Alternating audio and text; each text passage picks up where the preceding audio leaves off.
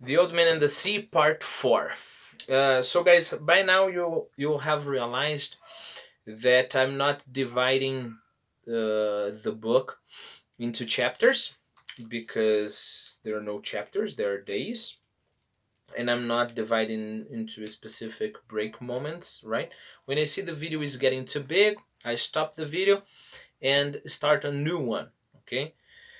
Of course, guys, if we're paying so much attention to the book, we're spending so much time reading the book, of course, you can spend some more time, rereading some part of, like one paragraph of the previous video. So you can get this sense of a flow, okay? So, for example, now the old man and the young man, we're talking about the young man's boss who doesn't like to fish in deep sea, and the let me see here. And then the boy is going to say, right? So it's the continuation of that conversation from the other video. Okay, let me go back to sentences there just to show you what I would like you to do. Okay, I'll try to get him to work far out, the boy said. Then, if you hook something truly big, we can come to your aid. Because, of course, if the old man hooks something big, how can he do that without a helper, right? He does not like to work too far out. No, the boy said, but I will see something that he cannot see, such as a bird working, and get him to work to come after to come out after dolphin. Okay, I'll get him to come out after dolphin. Uh, okay, then you may think, what is the relation between the bird and the dolphin and going far out, right? Isn't birds a sign of being close to the land, not far from the land? So what is the deal here?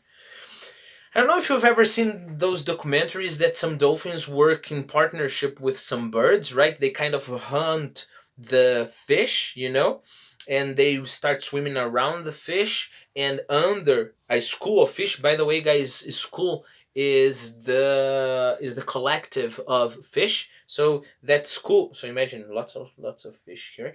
The school of fish gets kind of trapped, and then they start going up, and the birds start diving, and picking the fish. And when the fish feel that they're being attacked by above, they try to swim down, but then the dolphins are there eating them from below. So there's a kind of partnership, right? Now, look, if I am out in the ocean, there would be no reason for a bird to be swimming there, right? But if I am out, far out in the ocean, and then I see some birds circling, I can guess that there must be, something going on there, right? And apparently, the fishermen use that to identify where can they find dolphins, because they fish for dolphins as well. Okay, so the boy will tell his boss, like, oh, can you see those birds over there? And then the boss will believe, and will end up going to the same direction the old man is will be going, right? And then the old man again saying, are his eyes that bad? He is almost blind. It is strange, the old man said. He never went turtling. That is what kills the eyes. But you went turtling for years off the Mosquito Coast, and your eyes are good. I am a strange old man. But are you strong enough now for a truly big fish? I think so, and there are many tricks. Let us take the stuff home, the boy said, so I can get the cast net and go after the sardines. Cast net is that kind of net you throw with your hands, not the big, truly big ones you just let out of a boat. Why cast net? Guys, keep in mind, I don't know if you ever heard cast a spell. If you are, I don't know, a wizard, a witch, if you are Harry Potter, right? You have your magic wand, and then you're going to cast a spell, like throw a spell. So cast net is the net you throw. Probably use that fish for smaller fish, right? Okay, so I can get the cast net and go after the sardines. They picked up the gear from the boat. Remember, guys, gear is what we call, it's a general term for fishing equipment. So I can, sorry.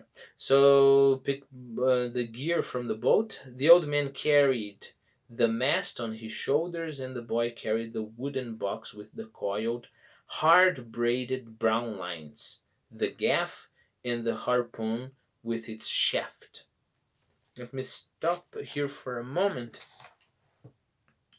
People, some girls have braids, in their hair. Like you divide the hair, usually it's three parts, and then you put the parts, you start braiding the hair like this, right?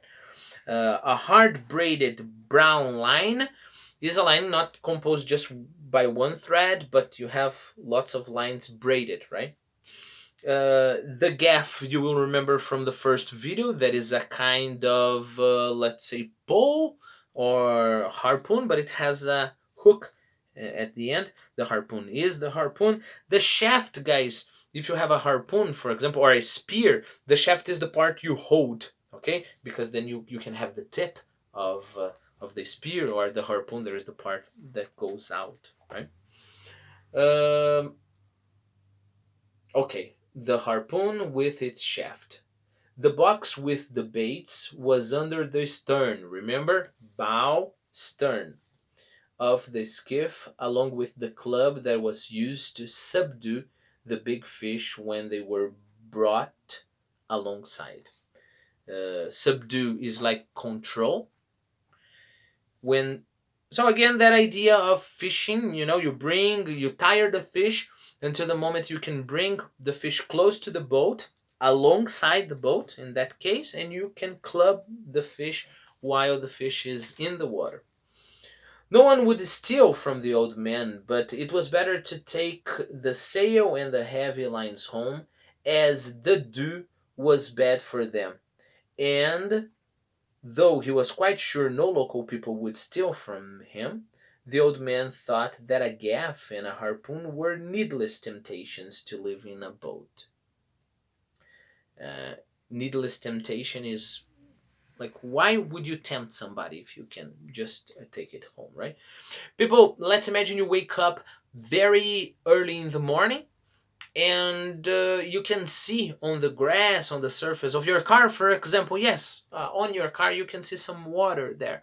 That's the dew. It's the different it's caused by the difference in temperature of the air, right? So the water gets condensed, and you can see dew on surfaces.